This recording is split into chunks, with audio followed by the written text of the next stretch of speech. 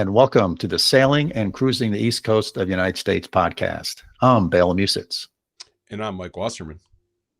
Hey, Mike. Today's guest on the podcast is Tony Marinello. He's a retired New York State trooper who has started a very interesting second career. He founded a company called Tropic Air Rescue, and the company focuses on providing emergency medical transport from the Bahamas back to the USA. I'll tell you, as I was having my conversation with him, it's something that most sailors and cruisers don't think about. And what I mean by that is if you get seriously ill or you get seriously injured and you're bopping around in the Bahamas, what are you going to do? Or as they say, who are you going to call? And Tony's the person to call. So I thought it was a great conversation we had, and really some good tips and a lot of good knowledge on this great service that Tony's providing. Bela, this is a really cool business idea, and I can't wait to listen to the full conversation with Tony. And so, but I think listeners, you should get ready for a really cool story that integrates travel, entrepreneurship, and maybe even a life or death decision that you can make. Yeah, those are some good comments there, Mike. So let's get right to my conversation with Tony. Hello, Tony. Welcome to the podcast. Oh, thank you very much. Appreciate it. Hey, so let me ask you a question. If you're at a social event, some evening social event that's non-work related, and you get introduced to somebody, and after the introduction, they say to you, "Nice to meet you, Tony. What do you do?" How do you answer that question? Well, right now I own a small airline. We fly people back and forth to the Bahamas, and I also own a helicopter rescue service. Okay. That's pretty much what we do. Wow. That's so how did we have a lot to unwrap there, but how does one get into or want to get into a helicopter airline and rescue service? Well, I kind of got tired of working for other people. So I decided my entire adult life, I've been involved in aviation. I was a New Jersey state trooper for about 30 years. I flew rescue helicopter for 21 years, and I've been retired from the state police now. This is my 20th year retirement. And that whole time I've been flying helicopters for different people.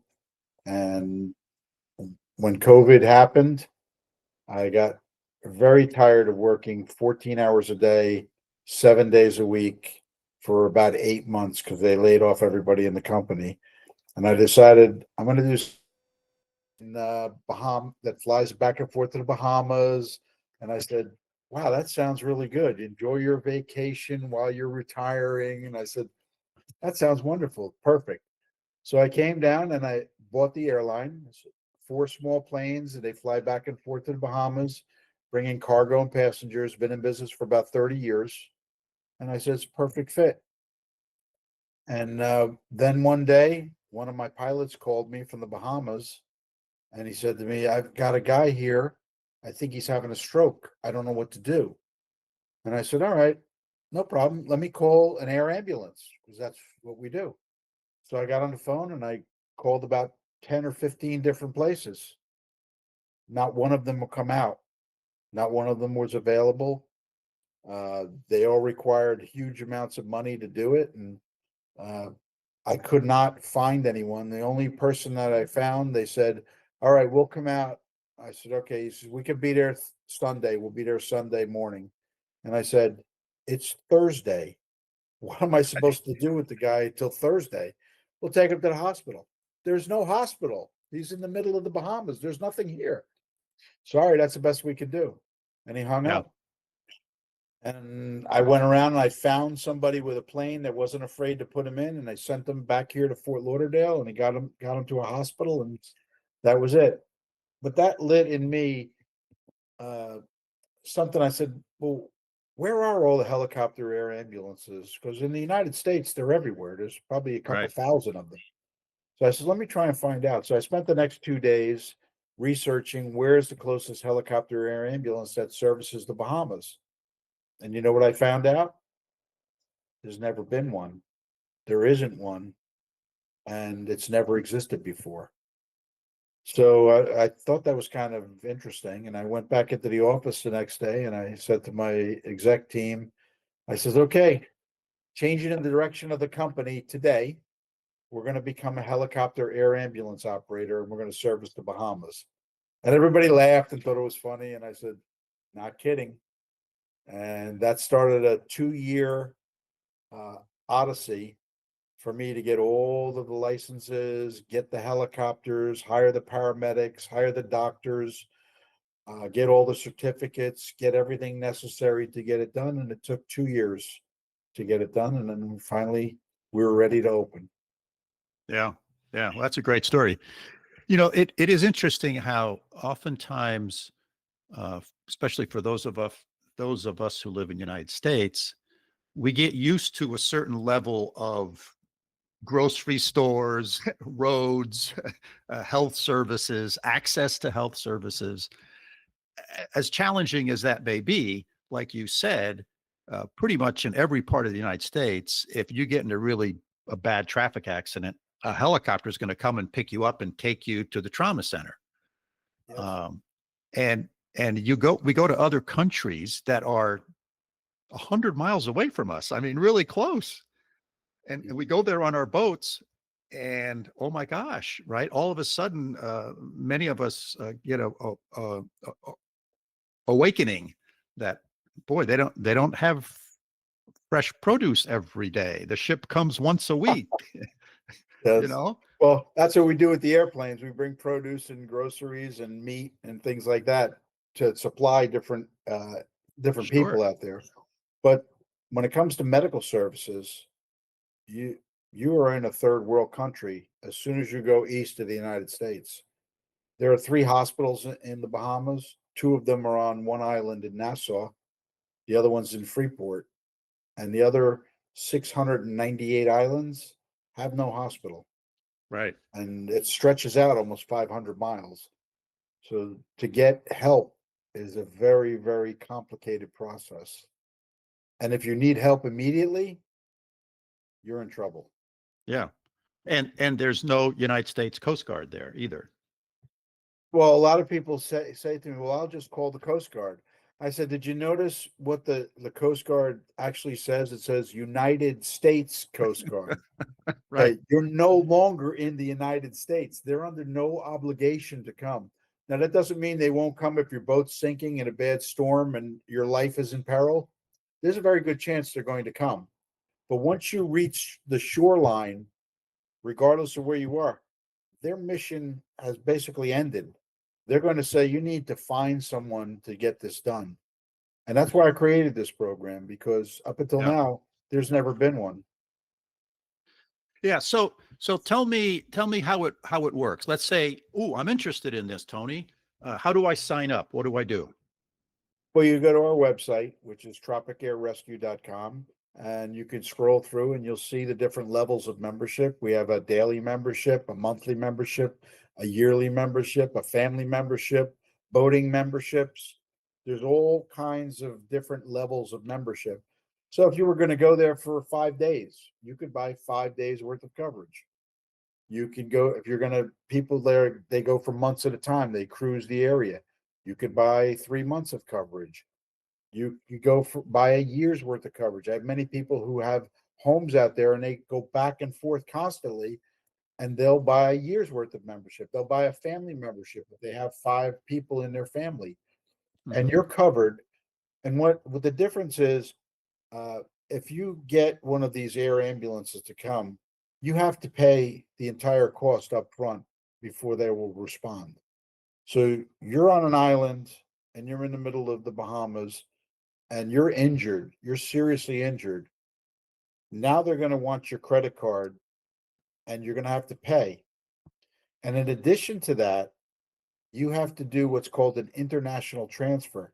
A doctor here in the United States must accept you in order to be sent back to the United States.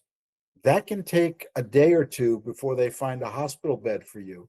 In the meantime, you're having a heart attack, you're having a stroke, you've been bitten by a shark, you've been in a boating accident, there's no help coming. You're going to languish there until someone figures out how to get you out of there.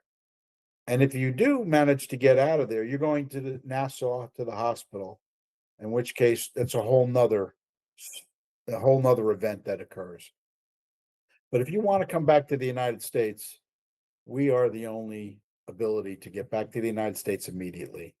Airplanes, by their nature, are not considered emergency transportation. They're transportation. Helicopters are the only considered emergency transportation because we can go from the scene of the incident directly to the hospital and drop you off. An airplane can't do that. You have to go to an airport by ambulance, if there is one. Then you have to fly wherever you're going to go to. Then another ambulance has to transport you to another hospital. It can be a significant amount of time. Right. Right. That's right. Helicopters, most trauma centers have helicopter pads. They do. They do. All the ones we go to, that's for sure. Yeah. Not only do they have them, they know what to do. Right.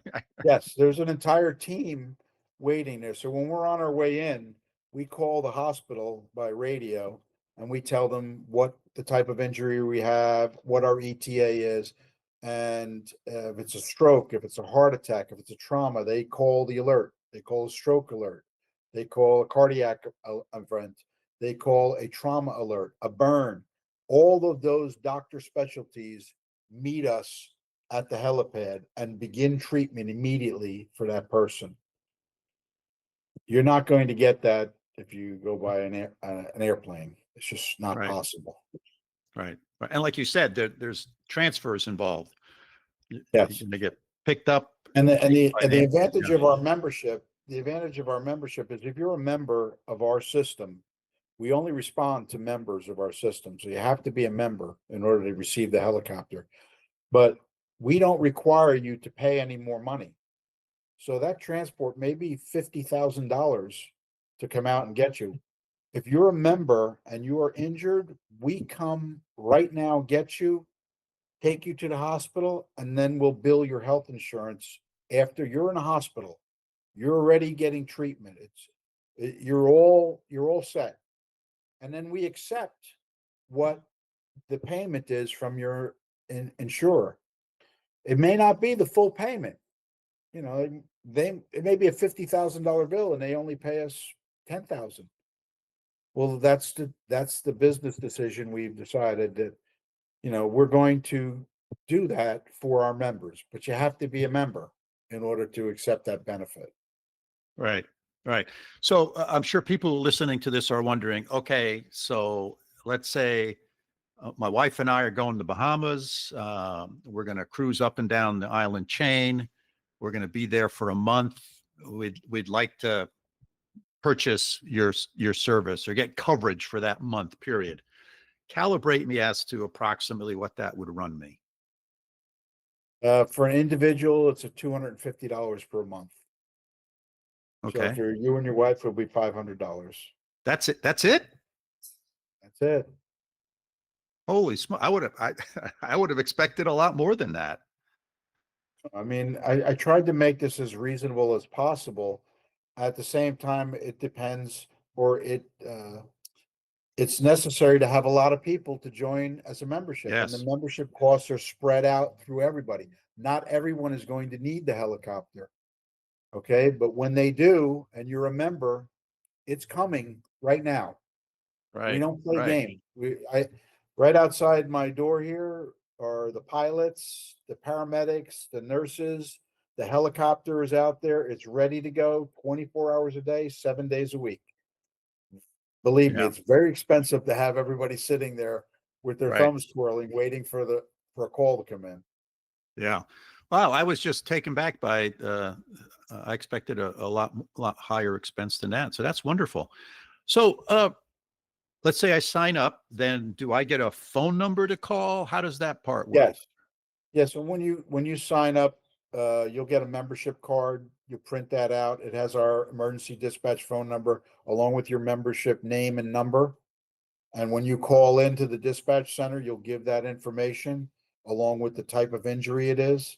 The doctor reviews it to make sure that it's necessary to send a helicopter, because we do not come out for broken fingers Right. and broken arm or something like that. It has to be a life-threatening event. And then we come out. And then we've had everything you could think of: boating accidents, burns, explosions, heart attacks, strokes, every kind of boating injury you can think of, from broken backs as the boat's underway and it gets thrown in a wake and someone comes down and lands on something, fractures their back, uh, getting hit by another boat when you're in the water. Either we've had people snorkeling and they've been hit by other boats going by, Right. and they're chopped up from propellers from head to toe. You name it, it's happened, and we've seen it, and I'm sure we'll see more. Shark bites, anything you could think of. The Bahamas is absolutely gorgeous. It's a beautiful, beautiful country, but you if you don't take it seriously that you can be injured seriously, you're going to be in trouble when it happens, because that's not the time to look for help. Right. Right.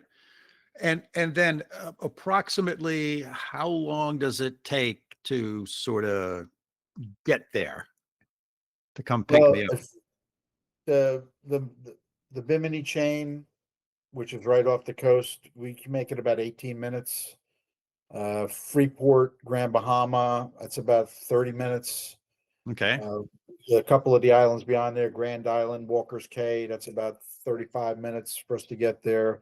Abaco is about an hour for us to reach it.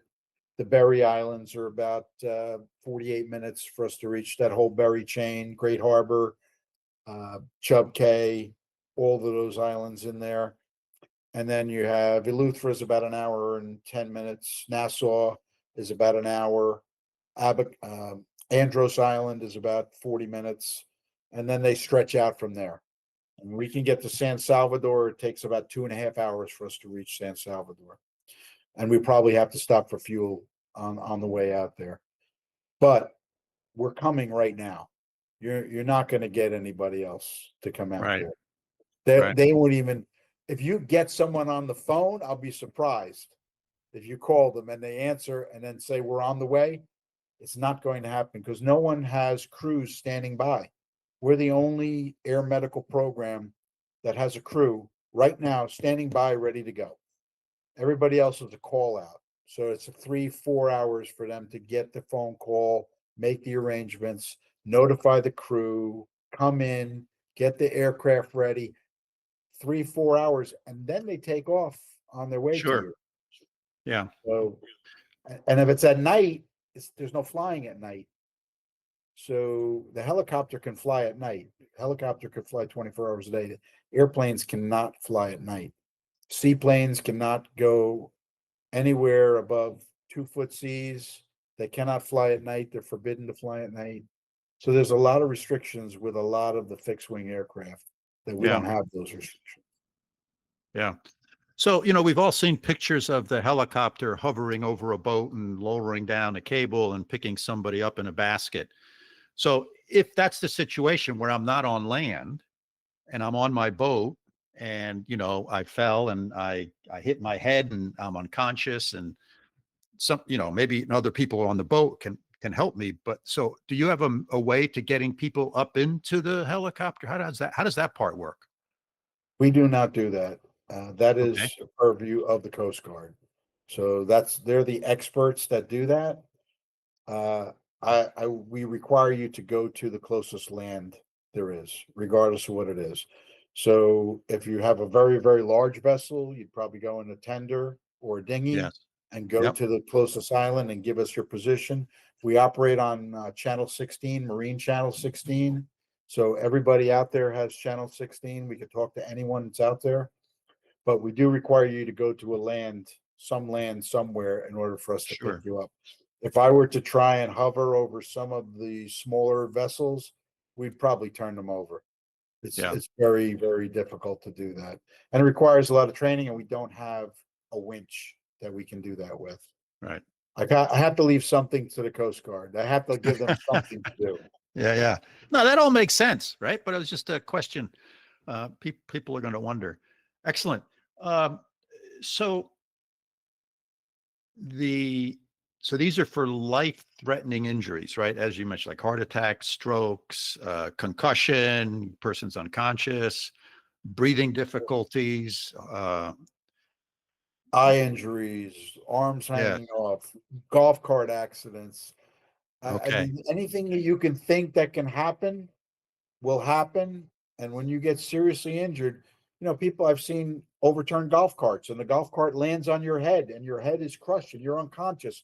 You've got a serious head injury and blood's coming out of your ears and your nose. I mean, that's not the Right. time to start thinking about what we're going to do. You need to have your plan well in advance before that happens. Yeah. Yeah. It's a good point. I mean, since this podcast is about sailing and boating mostly, that's how I think about it. But you're right. You can be doing things on land Yes, and people and get do. They hurt. go. Where do they go? They go to the island. They want to have dinner. They want to rent a golf cart. They walk out onto the island, and someone hits them with a golf cart at full speed because they didn't see them. Now Right. you've been struck by a vehicle, and you're in a foreign country, and no way to escape. Right. Right. Excellent. Excellent. Uh, so I think you mentioned this in the beginning, but I forgot. How long have you been doing this now, Tony? We started the company was actually I started on March 1st, 2024. So Oh, it's a okay. year and a half. That's it. Okay. So you've been providing the service for a year and a half.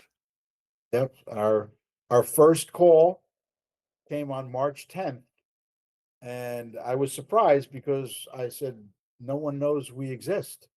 How would Yeah. anybody know? So we got a call from a congressman's office to go and rescue 10 Americans trapped in Haiti in Port-au-Prince in the Civil War.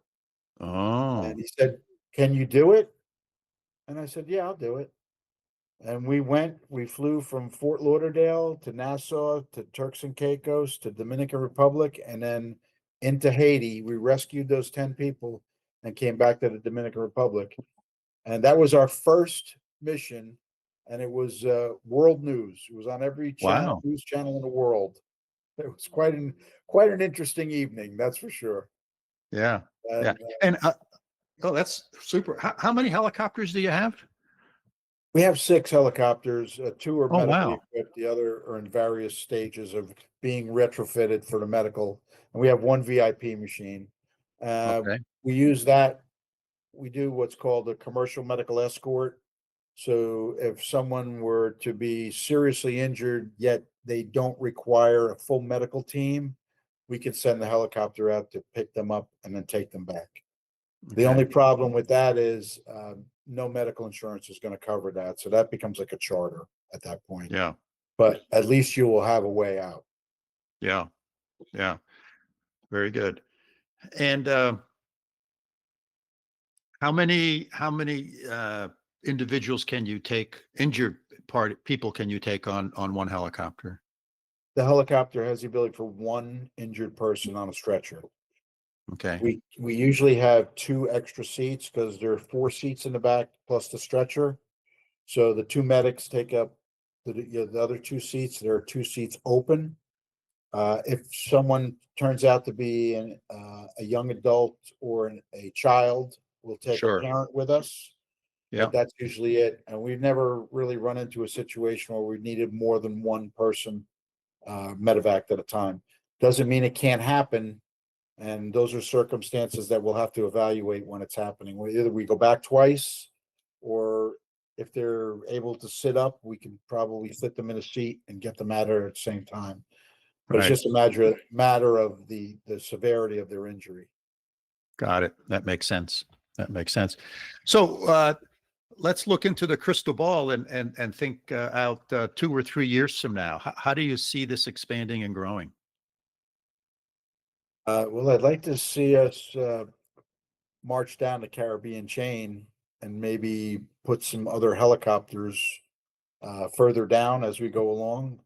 But Mhm. my focus right now is the Bahamas because it's a very large footprint that we're responsible for. And I want to be good at what we do before we get bigger. So right now, this is the focus of what we do, and it's a large enough area. Yeah. There's almost 10 million visitors go to the Bahamas every year. the population is only 400,000 people. So Wow. that's a lot of people that come in and out of the Bahamas, either by boat, vacation, airplane, however it is. They have vacation homes there.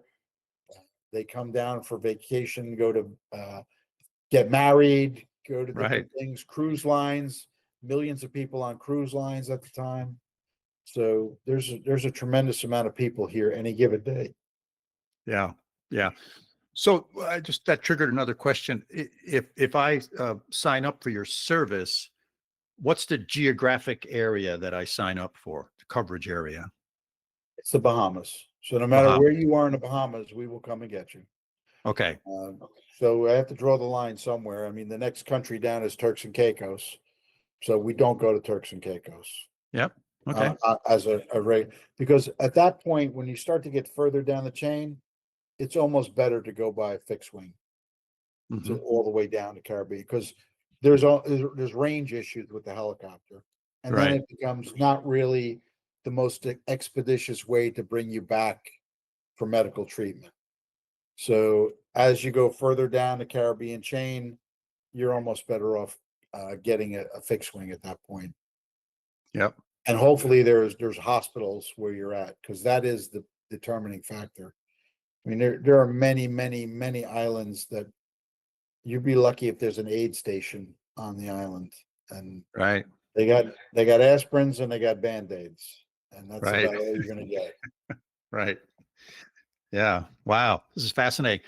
So we've been chatting for almost about a half hour here, so I want to start wrapping it up. So Tony, is there anything I haven't asked you that you'd like to share with our listeners? No, I just want to emphasize that if you'd like to be a member, that's how we respond. It's really important that you be a member before you go, because your membership takes effect 48 hours after you sign up. And, call me skeptical, but I'm from New Jersey. I've seen Yeah. the scams before, like your arm gets bit off by a shark, and then you call me and send me $25 and you expect the helicopter to show up. Right. Doesn't Right. quite work that way. If you're a member and the luck of the draw happens and you are injured and we have your membership and it's valid, we are coming out to get you. And that's just the way it is. It does require that you maintain health insurance of some sort in order to get this benefit, because when I bring you back to the United States, the first thing the hospital is going to ask me is what's their insurance, because Right. they want to get paid.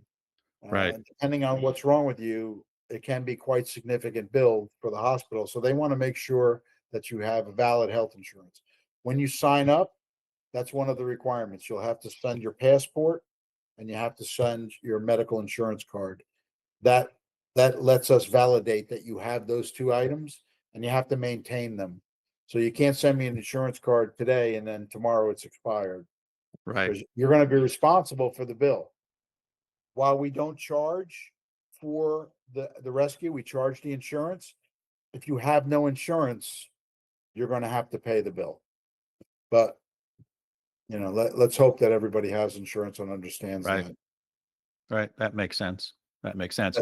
Those are the big things. I mean, like I said, I've gotten calls from people that their child has been injured. They've been struck by a boat. They're 180 miles at sea near an island, and they have no idea how to get their child. And when I say injuries, I mean significant injuries to the human body that you are not going to survive if you don't get help right away. Right. Right. That's why I designed the program. I did it for 21 years. I've probably done about 5,000 rescues myself in that time during those 21 years. So I know what can happen. I've seen it. And if I haven't seen it, I hope to never see it. But there are many things that can happen on a daily basis that you would be shocked that you'd be fine 1 minute and the next minute you don't even recognize what's happened to you. Right. Right. So the website was, say the website again, Tony? TropicAirRescue.com. And you can Perfect. go on there, you'll see all the different levels of membership. You can see there's stories on there that I posted about different rescues, about different things that have happened, how our company is formed, and how we did all this. Pictures of the helicopter in action. So there's a lot of information on the website. Of course, the most important thing is to join up, because that's what keeps us going. And we're ready. If you become part of our system, we're ready for you. And there are people 24 hours a day ready to come and respond. Yeah. Hopefully you'll join us. People join as members and they never need our service. That's what I hope for. But in the meantime, you need to be prepared for it. Yeah. Yeah. And remind me where you guys are based out of. Fort Lauderdale, Florida, at Fort Lauderdale Executive Airport.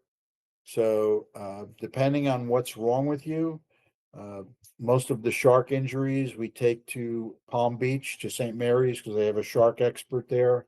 We can also go to Jackson Trauma Center down in Miami. We have a lot of stroke victims and heart attack victims are usually the closest one is Broward General. We come here.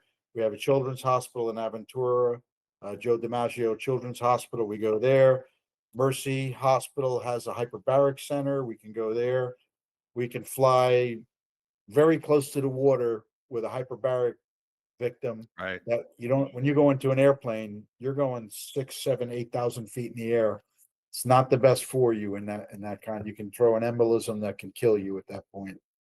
So we have a lot of specialties that we can deal with and how we deal with it. But that's what we do. That's what you're paying us to do, to be ready for you and to get you to the right facility. We don't usually do requests. So you can't say, I want to go to this hospital or want to go. It's really up to the medical director what he thinks the appropriate medical facility to go to is. Right. Yeah, they're the best informed to figure out where you're going to get the highest level of care. Yeah. Yes. Yeah. Many people don't realize not all hospitals are created equal. For sure. So we only go to the trauma centers, the burn centers, the specialty centers, because they're the ones with the helipads. Right. They're the ones who receive the people. You don't want to go to the local hospital. Yep. Excellent. Hey, this was really fascinating, Tony. I really enjoyed learning about this really valuable service that you have set up. And it's something that I think most cruisers do not think about until it's too late. So hopefully people listening to this will take heed of that and sign up for your service the next time they're venturing out offshore. Thank you. I hope so. And if you're ever out on your boat and you listen into Channel 16, you may hear us out there, because you'll hear us Tropic Air Rescue, because we're always contacting the landing areas where we're at. So we're out there. You'll hear us.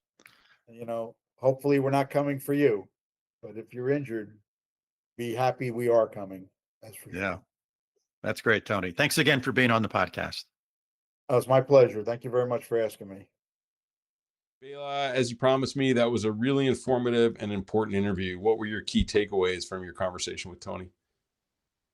Well, first of all, I thought it was just an interesting business, right? It's like, wow, I didn't even know something like that existed. And it's something, we don't think about. We don't think about getting hurt when we're out on the water. I mean, we've talked about first aid in the past, and we always think about, okay, if I'm going to get hurt, I'll call the Coast Guard.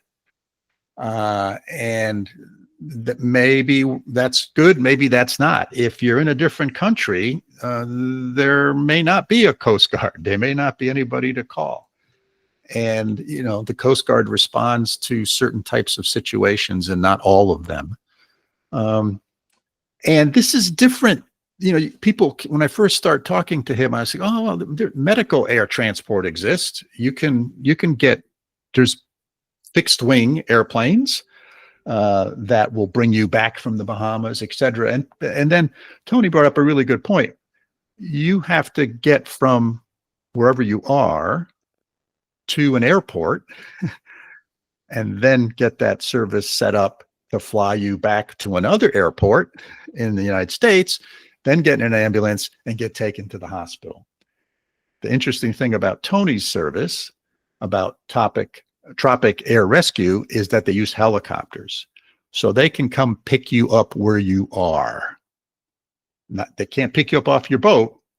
They got to be able to land.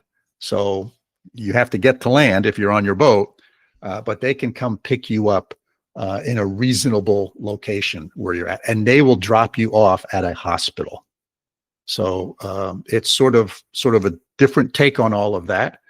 And it's not just for boaters. At first I thought, well, this is just for boaters. No, but he brought up a good point. It's like, maybe you're there on vacation, right? Maybe you flew into one of the islands there and you get hurt. And a lot of these islands don't have great medical services. You know, when you live in a country like we do in the United States, we get used to certain levels of infrastructure and service. And a lot of these other places we travel at, it's very different. So anyway, those were my couple of my big takeaways. What did you think, Mike? Yeah, Bela, this reminds me, in Switzerland, residents have access to buy an insurance kind of policy like this, where if you get stuck on the Alps, whether you're skiing or hiking or just hanging out, they'll come with a helicopter and rescue you, right? And if you're not Swiss, you can also buy this insurance, but it's super expensive. So that was kind of my first thought. And then after listening to what Tony said, and when you talked about the price and all this stuff, I'm like, man, this seems to me like listeners who are traveling, as you said, either by sea or by land, should know about this and consider if this is something they might want to kind of invest in or have in their back pocket before they go. Agree, disagree? What are your thoughts? Is it for everybody? You know, when he talked about the cost, which if I remember correctly, he said it was like $500 for a month of coverage. Now, remember, he also said you have to have insurance because they're going to bill your insurance. Yep. And some insurance policies cover this stuff. Some insurance policies don't cover it. I'm sure there's some fine print there that you got to sort through and understand the cost of this. And, you know, I'm involved with EMS services here in the United States. I'm on the ski patrol. And every year we call, 2 or 3 or 4 helicopters to come pick up a seriously injured skier. And so there's helicopters. There's a helicopter service that comes to the mountain, and they'll pick up a patient and take him to the hospital. And most insurance pay for that. But it's even for us, which is a short flight. It's it's maybe a half an hour to the hospital from the mountain, a half an hour to 45 minutes flight time. I mean, it's like a $20,000 to $30,000 bill for that transportation. So I think it's important to have. And again, many people sign up for this emergency medical evacuation from countries when they travel. But that's a multi-step process. And whereas Tony's service is almost like an Uber, they'll come pick you up where you are, or if there's a place they can land, right? You have to be able to get to a place where they can land. And they'll drop you off at the hospital. So I think that, again, for the cost, I think it'd be worth it. Because there's, as we've talked with some other guests in the past, there's a lot of ways you can get hurt on a sailboat or on any boat. There's a lot of stuff going on. And not just that, you can get hurt. I think one of the examples we talked about is a lot of these islands, you rent mopeds, right? There's no cars. There's just all these little motor scooters. And, if you don't know I used to ride a motorcycle in my youth, and you can fall off of one of those and get pretty banged up. And the medical services at many of these countries are not the level of medical service we're used to. So I think it's a great service and something that would be very, very valuable. Interesting. Last question for you. This is more from an entrepreneurial standpoint. Again, listeners might know that you've got significant entrepreneurial background in several of your former careers. I say that with the utmost of respect, right? But you've done lots of things, and several of the things you've done have always had this theme of entrepreneurship, or a lot of them. And this is a great story about someone who recognized a business opportunity. There was a gap, right? There is a need there.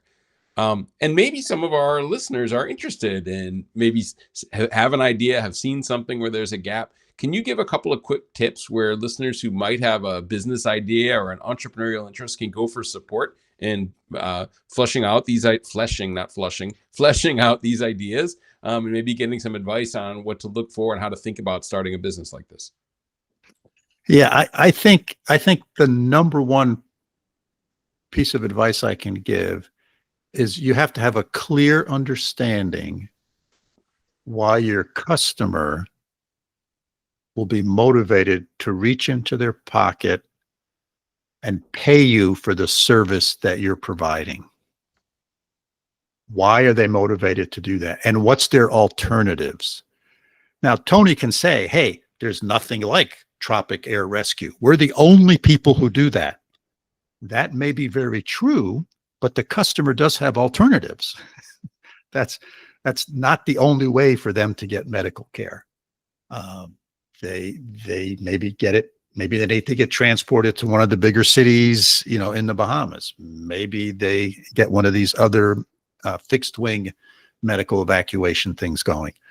So you always have competition. And so in certain industries or certain products, how are you going to get your customer to switch from what they're buying today to what you want them to buy tomorrow, which is your product? So I think a lot of the shortcomings with entrepreneurs who have a great idea is number one, they don't have a good understanding of what their competition is and what motivates their potential customers. And second, if there's a quick and easy way for you to test out your idea, is there a way that I can do a experiment that says, yes, indeed, people are interested in this? And by that, I don't mean ask your 3 or 4 friends, hey, do you think this is a good idea and would you buy it? That's not what I mean. You got to try to actually sell something, right? Actually sell something, because there's a big difference between, yes, I'm interested, and yes, I am buying it now. So anyway, that's a couple of quick ideas on that topic, Mike. How about you? Cool. You certainly have been in that space as well. Yeah, a little bit. I guess, I totally agree with your key points there, that you really have to do some thinking. And then I guess if people want some help, most community colleges and universities have some sort of entrepreneurship center that oftentimes are open to the public, right? Yep. Oftentimes things like chambers of commerce and local economic development committees or boards in your local towns will have sometimes some opportunities for some coaching, right? And then you can look, there's lots of, in the various ecosystems, not every city or town has one, but there's usually some sort of group that's devoted to helping startups. And they'll have events that are open to the public. You have to keep your eye open for that. But if you search kind of help for entrepreneurs in the name of your city, right, a lot of these things will come up. So one of the things that I think that that's probably a good point to end on is entrepreneurs are a lot like sailors. And you and I have seen so many times in our podcasting career together of how open and helpful the sailing community is for somebody who's kind of new to it and has questions or want help, right? We've often heard these cool stories about how people learned about sailing just by walking down the dock and asking some questions, and people are so kind and helpful, right? If you need a part or need some help, people are always there to lend a hand. I found, and correct me if I'm wrong, but the entrepreneurship community is often the same. People are willing to help, give you guidance, feedback. If your idea is good enough to even maybe give you some initial, we call it angel investing, right? They won't give you the money, but they'll make it easy for you to maybe get some funding or point you in the right direction if you don't have enough money yourself to do this. So I think there's lots of people that are willing to help. You just need to find them and ask for it. I don't know, your thoughts on that, Bela? Yeah, I couldn't have said it better, Mike. I think you're absolutely right. There is every part of the country here in the United States has some place probably within an hour drive of where you're at, where you can go get some assistance and help. For free, usually for free. That's Yeah. right, for free. I think I'm glad you brought that up. So what do you think? Time to wrap this one up, Mike? Yep, agreed, Bela. Listeners, thanks for joining us for yet another episode. We hope you found our conversation today interesting and thought-provoking, just like we did. And as always, please feel free to contact us. Our email is sailingtheeast, that's all one word, @gmail.com. And finally, if you enjoyed the podcast, hit that like button on your app. You can also find the podcast on YouTube. If you know of someone that would make a good guest for the show, let us know. So that's it for today's episode. I hope to see you out there on the water soon. So until next time, signing off from upstate New York. Take care. And from over here in Münster, Germany, thanks for listening, and see everybody next time.